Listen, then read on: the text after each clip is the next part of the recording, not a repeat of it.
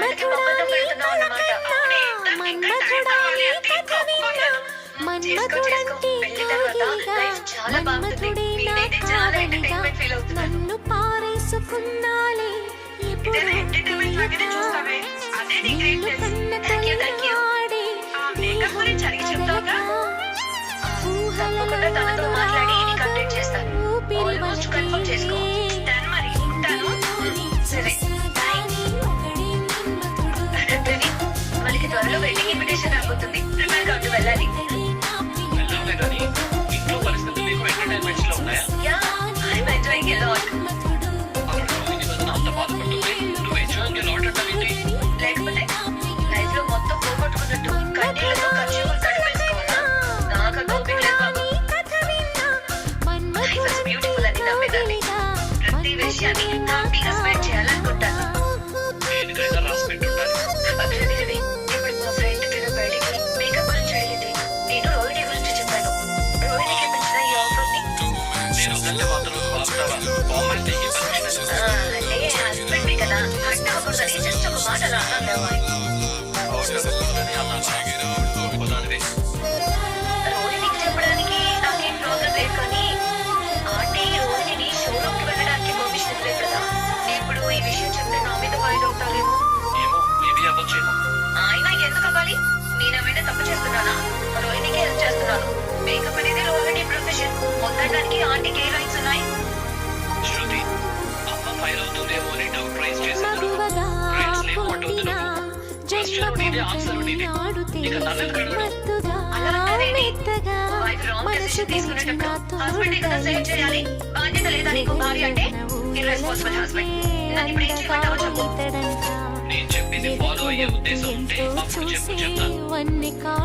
బాగుందనిపిస్తే follow అవుతాం. అందులో ఏముంది? చెప్పు రవి. నువ్వు రోహిణి వల్ల ఒంటరిగా ఉన్నప్పుడే చెప్పు. అప్పుడు వదలకి ఇంట్రెస్ట్ ఉంటే ఎలా వెళ్ళాలో ప్లాన్ చేసుకుంటాను. ఇదేమన్నా దొంగతనమా సీక్రెట్ గా చెప్పడానికి? ఈ రోజులో రోహిణి సీక్రెట్ మెయింటైన్ చేస్తుంది కాబట్టి ఇప్పుడు ఈ పరిస్థితి వచ్చింది. అదే రైట్ అయినా రాంగ్ అయినా ఓపెన్ గా ఉంటే అక్కడే తేలిపోయేది కదా. ఫోర్ సిస్టర్స్ అంటే ఒకరికొకరు సపోర్ట్ చేసుకోవాలి కదా. అందరూ ఉన్నప్పుడే చెప్తాను. ఈ క్లారిటీ ఉండడానికి నన్ను అడగడం. నువ్వు ధైర్యంగా ఏదైనా మంచి ఐడియా ఇస్తావేమో అనుకున్నాను. నువ్వు కూడా మీ అమ్మకి భయపడుతున్నావు. అనవసరంగా ఉండకు రవి. మీ ఇద్దరే కాదు. నేనెవరికి భయపడట్లేదు తల్లి. అనవసరమైన గొడవలు ఎందుకు అని నా ఉద్దేశం అంతే. అర్థమయ్యేలాగా చెప్తే గొడవలు ఏముండవు. Trust me. నీకు నచ్చినట్టు చేయగలి. నీకు బాలు అనేకి మా అమ్మకి ఏం చెప్పలే, చెప్పినా వినరు. You follow your own way. Please go ahead. You silly fellow. రాయిక పడుతున్నా.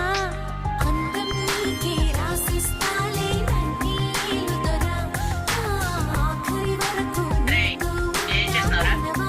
మాటలు కొడుతున్నా. నన్ను పెట్టట్లేదా?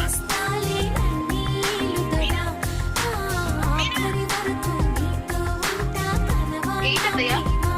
ఏం చేస్తానే? మలేషియాలో పూలు చూస్తున్నాను అత్తయ్య. సో గుడ్ మీద. ఏంటి? ఇద్దరికి ఆటలుగా ఉందా? మీరెక్కడికి వెళ్ళారు? ఇప్పుడే మలేషియా పోలీసులు విడుదల చేసి పంపించారు. అక్కడ నుంచి సైకిల్ మీద వచ్చావు.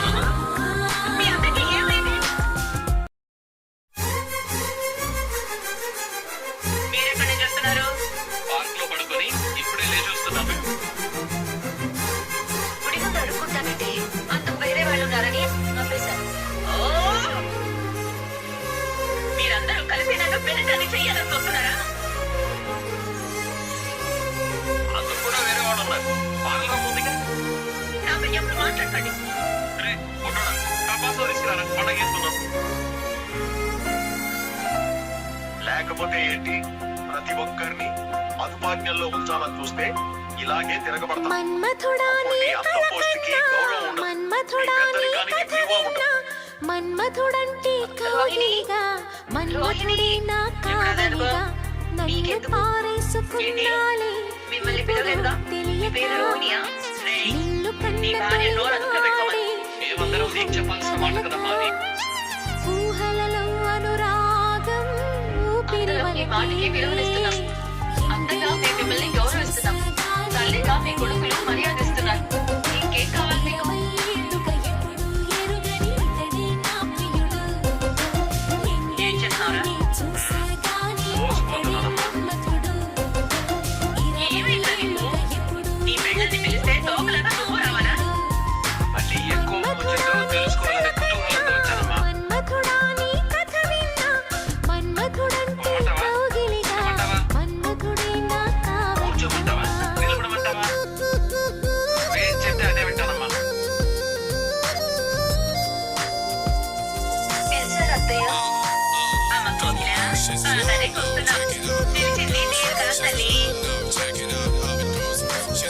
వచ్చాను రోహిణి. ఏంటి వసతి?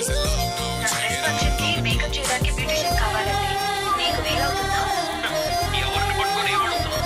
ఫర్నిచర్ షాప్ లో పోస్ట్ పోయింది, పార్లర్ లో ఓనర్ గిరిపోయింది, మలేషియా అమ్మాయి మాయమైపోయింది, ఇంట్లో పెద్ద కోడలు పోస్టు బూస్ట్ అయింది, పైన గదిలో చేసే తప్పులు లెక్క పెట్టుకుంటూ ఎన్ని మోసాలు చేసిందో ఆ చిట్టా చదువుకుంటూ శేష జీవితాన్ని గడుపుతుంది.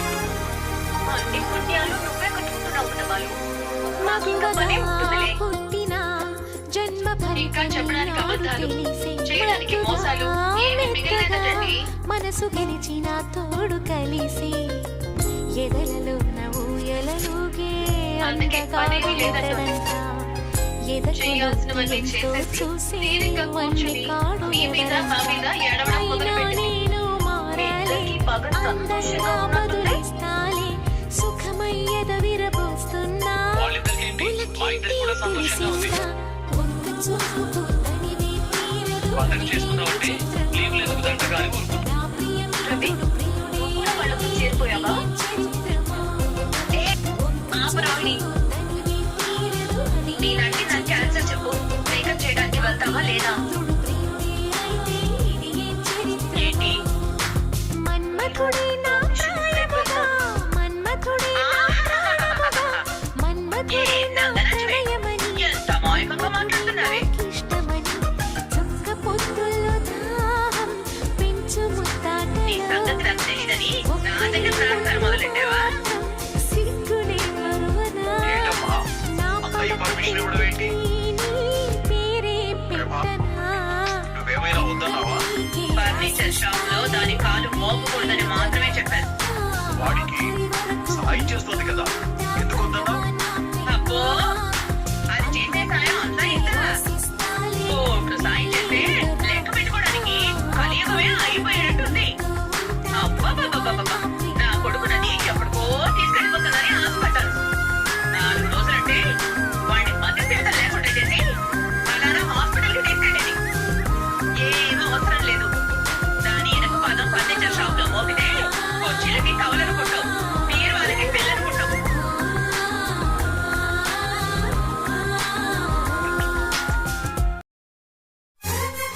ఇది మాత్రం అన్యాయం. ఫర్నిచర్ షాప్ కంటే సరే పార్లర్ కి మీరు పంపించి పని నేర్పించారా? బయటికి వెళ్ళనివ్వడం లేదేంటి? ఏ దిక్కల్దాను, దీన్ని కుదిరితే గోదావరిని మలేషియా వాళ్ళకి పంపిస్తుంది. నీకేం తెలుసు? నువ్వు పూల మూల కొలిచే లోపు ఇది దేశాన్ని అమ్మొస్తుంది. ఆహా, మేకమామ పుణ్యమా అని మా అమ్మకి ఎంత జ్ఞానోదయం అయింది. ఆహా, జ్ఞానావతి, నీ అజ్ఞానం వదిలి జ్ఞానం మన్మథుడా నీ కళ కన్నా, మన్మథుడా నీ కథ విన్నా, మన్మథుడంటే కౌగిలిగా, మన్మథుడే నా కావలిగా, పార్లర్ అమ్మని నన్ను షోరూమ్కి పంపించడంలో తప్పేమీ లేదు. పాలిసుకున్నాలే ఫర్నిచర్ మిగలేదు కదా. బాలు, తెలియక మా విషయాల్లో సూట్కేస్ చేసుకో. నిన్ను కన్న తొలినాడే వెళ్తాను. దేహం లేదంటే లేదు. కదలక, ఊహలలో అనురాగం ఏమండి? ఊపిరి వలపేలే, అది రోహిణి మారిపోయిందండి. పేరుని గుర్తు చేశాక తీరిగ్గా కూర్చొని సవరం అనుకుంటున్నాం కదా. అవునండి, మీరు బాగా చెప్పారు. అనుభవంలో ఒక్కొక్క వెంట్రుగా పట్టకాలతో పీకినట్టు మీరు రోహిణి చరిత్రలోని కథలన్నీ ఎందుకంటే బయటికి చెప్తూ ఉంటారు. పాపం, తన గొయ్యి తానే తోకుంటానంటుంది కదా. మన్మథుడా నీ కళ కన్నా, మన్మథుడా నీ నాకు కథ అంతా విన్నా, కన్ఫ్యూజన్ ఉంది. మీరు మన్మథుడంటే రోహిణి పాత్రతో కౌగిలిగా, మేకప్ వేయడానికి వెళ్ళొద్దంటున్నారా? కావలిగా. ఇష్టంతో వెళ్తాను, లేదంటే లేదు. పర్మిషన్ ఎందుకని నేను అంటున్నా. ఇల్లి నూనె పట్టుకోవాలి. జరిగిందానికి పుస్తకాల్లో చూపెట్టు. నేనా? నువ్వే కారణం.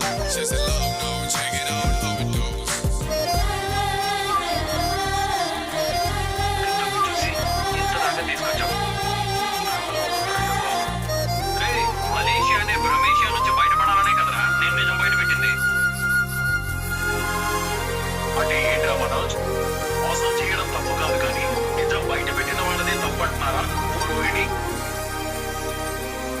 మగువగా ఆ మాట పుట్టిన సిగ్గు లేకుండా ఎలా ఉంటుందో. జన్మ ఫలితమీనాడు తెలిసే చూడండి, మత్తుగా ఫర్నిచర్ షాప్ లో అడుగు మనసు పెట్టిస్తే గెలిచిన మనోజ్తో ఆ షాప్ తనే పెట్టించాను అని చెప్పుకుంటుంది. వాడికి డిగ్రీలున్నాయి, తెలివితేటలున్నాయి. కాబట్టి వాడి తెలివితోనే వాడు ఎదుగుతాడు. వెనకొచ్చి ఏను గీని నడక నేర్పించక్కర్లేదు. అప్పుడు పార్లర్కి పంపించచ్చు కదా. మన కష్టపడి నేర్చుకున్న విద్య కదా, అక్కడికి వెళ్ళకూడదని ఆపే హక్కు లేదు. అందరి టాలెంట్ తొక్కేసారు. నిజంగా ఎవరికి లేవు. మీనా గానీ నేను గానీ అదే చెప్తున్నావు. నువ్వు ఇది ఓవర్ యాక్షన్ చేస్తావు. నిన్ను బ్రతిమాలుకోవాల్సిన పని లేదు రోహిణి. డబ్బు పడేస్తే గోల్డ్ మంది మేకప్ వేస్తారు. వస్తావా రావా అదొక చెప్పు. ఇప్పుడు చెడుకుంటడానికి పాలు రెడీగా ఉన్నాడు శృతి.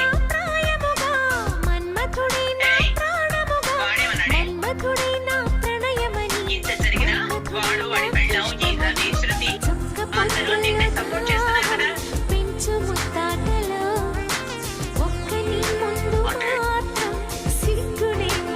ఏమంటావు ప్రభావతి? పార్లర్కి వెళ్ళొచ్చుగా? ఏదో ఒకటి ఏడి చావమనండి. కానీ ఫర్నిచర్ షాప్ కి మాత్రం వెళ్ళకపోతే చాలు. ఎంత దయ. కాకుండా ఆంటీకి థాంక్స్ చెప్పలేంటి?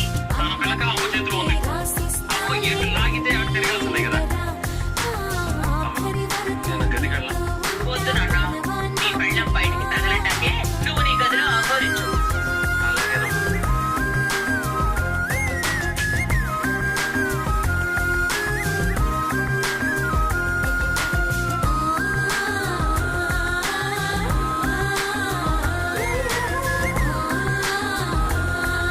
ఆంటీ.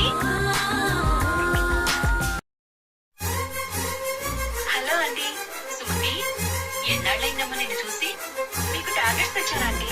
అయ్యో, నీకెందుకమ్మా శ్రమ? పర్లేదాంటీ, మిమ్మల్ని కూడా చూసి చాలా రోజులైందని.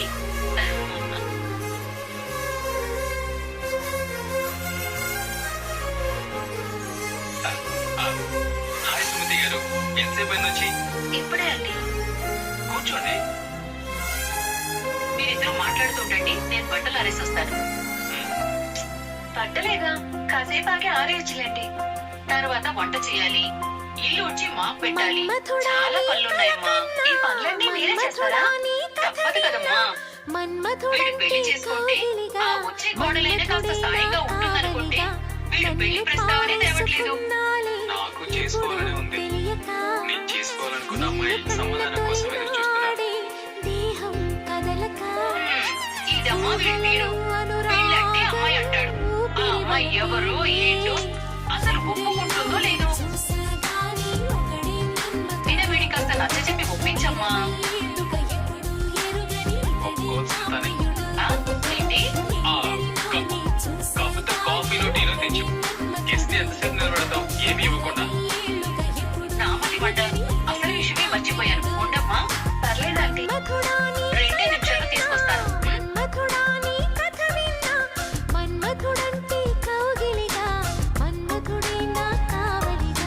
ఈ ఇంటికి రావడానికి నీకు లైసెన్స్ వచ్చింది. నీకు ఎప్పుడు రావాలనిపిస్తే అప్పుడు వస్తున్నావు. మరి నేను మా అత్తగారికి ఎప్పుడు రావాలి? టైం వచ్చినప్పుడు చెప్తారా? ఆ టైం ఎప్పుడు వస్తుందో మరి పెళ్ళే పరీక్షలో నేను ఎప్పుడు పాస్ అవుతానో తెలియట్లేదు. ఇప్పటి వరకు జరిగినవన్నీ ప్రాక్టికల్స్ మాత్రమే. మెయిన్ ఎగ్జామ్ ఇంకా ఉంది. పోలీస్ ఎగ్జామ్ కూడా నేను ఇంత టెన్షన్ పడలేదు. ప్లీజ్, ఇంకొద్ది రోజులు వెయిట్ చేయండి నా కోసం. వెయిట్ చేస్తుంది నీకోసం. ఎంతకాలమైనా వెయిట్ చేస్తాను. కానీ కొంచెం త్వరగా రిజల్ట్స్ రిలీజ్ చేయవా? అలాగే. సరే ఉండు, నేను రెడీ అయి వస్తాను.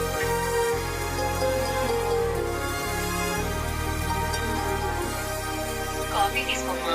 అయ్యో ఆంటీ, పుట్టిన జన్మ ఫలితమే ఇది నీళ్ళే అనుకోమ్మా. మొహమాట పడకు. మెత్తగా మనసు గెలిచిన తోడు కలిసి ఎదలలో ఊయలలుగే అందగాడు ఇతడంట. కాఫీ చాలా బాగుందండి. ఎదలోతు ఎంతో చూసే ఈ చేతితో నువ్వు కాఫీ ఎప్పుడు పెట్టిస్తావు?